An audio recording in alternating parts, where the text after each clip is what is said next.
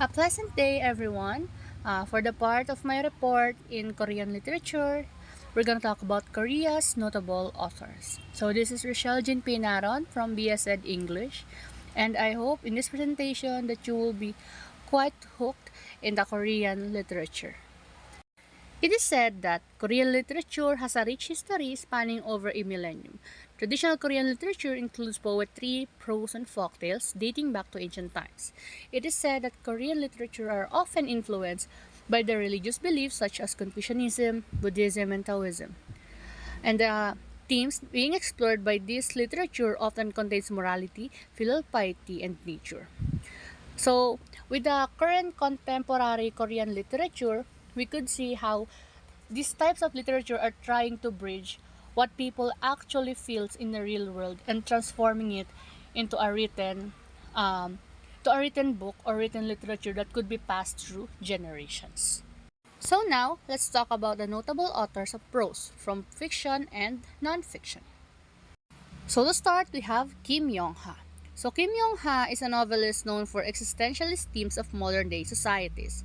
So when we say existentialist themes, it connects to the principle of existentialism, wherein people are responsible for their own purpose. So some of his works are I Have the Right to Destroy Myself, Why Arang, Black Flower, Your Republic is Calling You, Quizzo, I Have Your Voice, etc.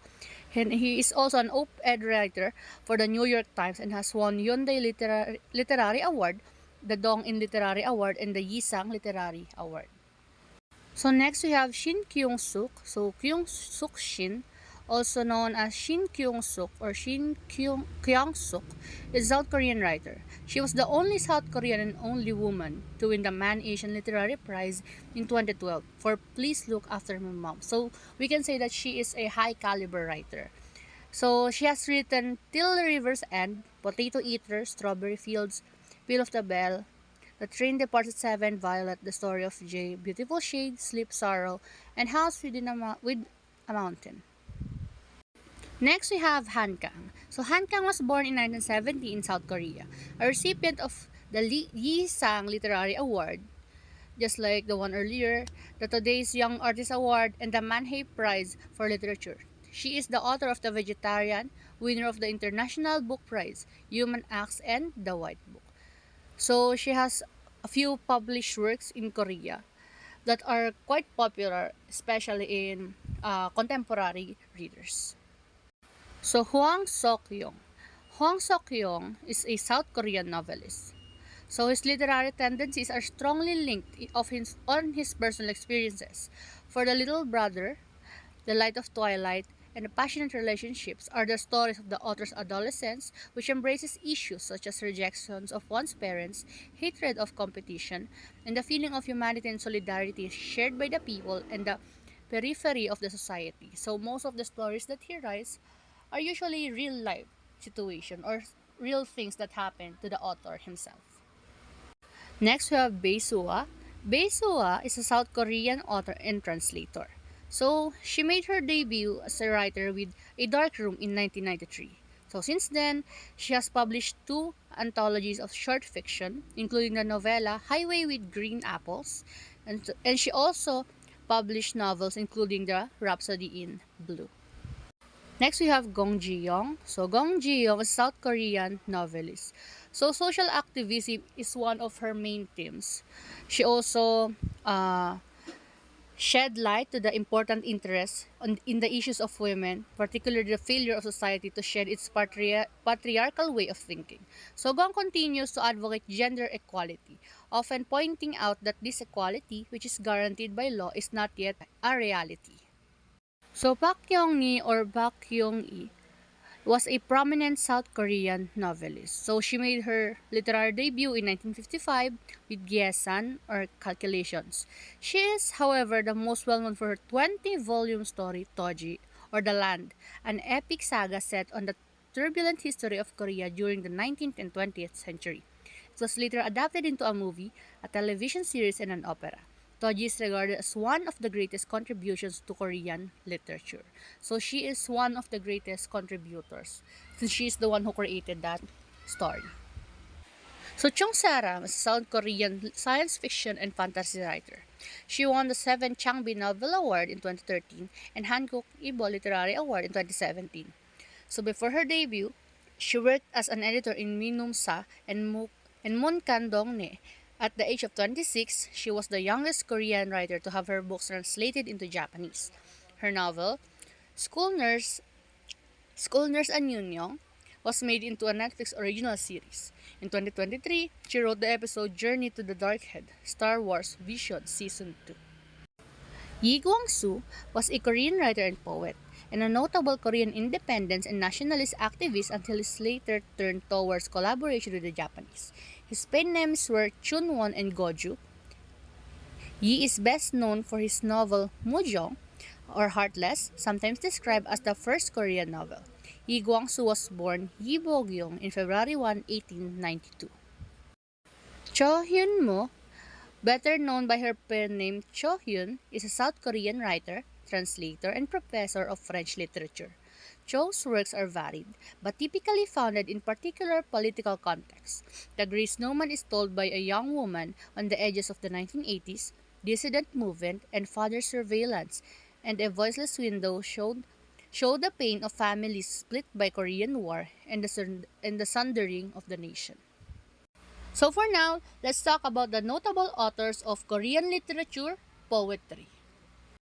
First, we have Yi Sang, who is said to be active during the colonial era.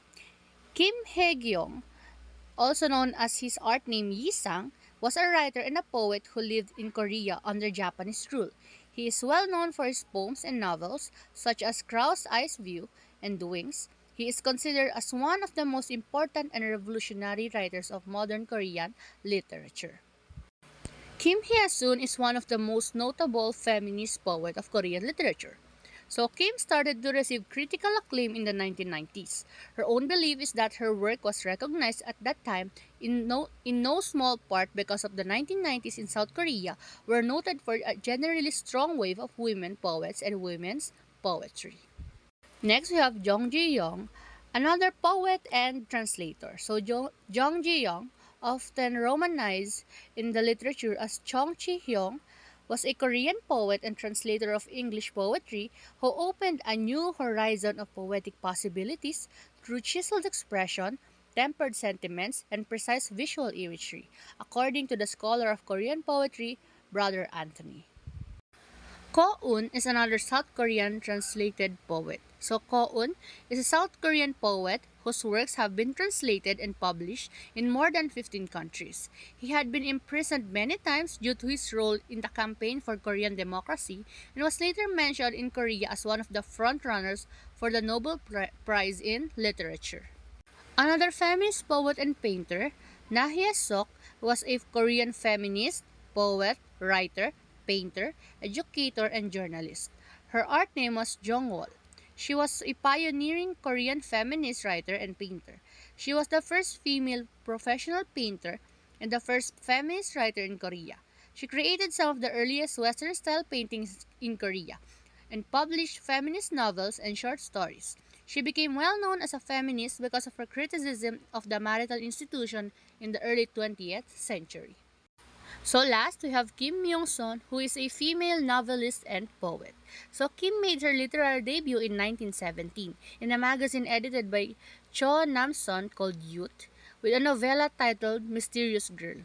She began publishing her poetry in 1921 and became known for her keen psychological portraits, with her 1921 novella Turkey, which was published in the magazine Enlightenment.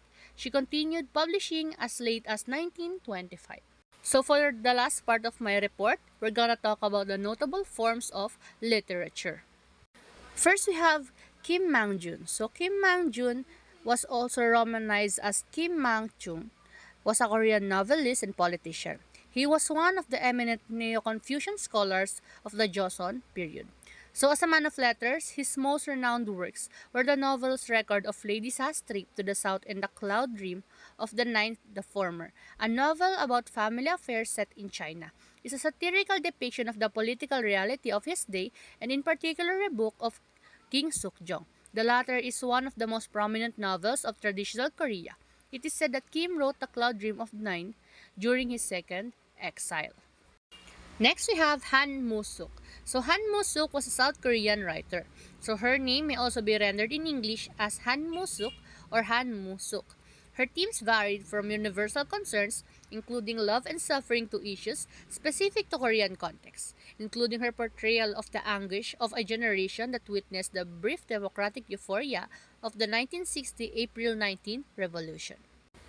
So Suk or Sok was a South Korean playwright, theater director, and translator. So he is most well known as a theater director and playwright who is extremely adept at portraying Korean life and state of mind. Kim Si-suk was a Korean scholar and author. So he is hailed from the Gangnam Kim clan. His family was from the Yangban class, and Kim himself was born in Seoul. So Kim wrote the first novel in classical Chinese in Korea, titled Gumo Sinhwa, which is likely composed at Yongjang Temple during the reign of King Sejong and become an instant classic. Lastly, we have pansori. So pansori or pansori is a Korean genre of musical storytelling performed by a singer and a drummer. So the term pansori is derived from the Korean words pan and sori, the latter of which means sound. So pansori has been designated as Korea's national intangible cultural heritage number 5 since 1964.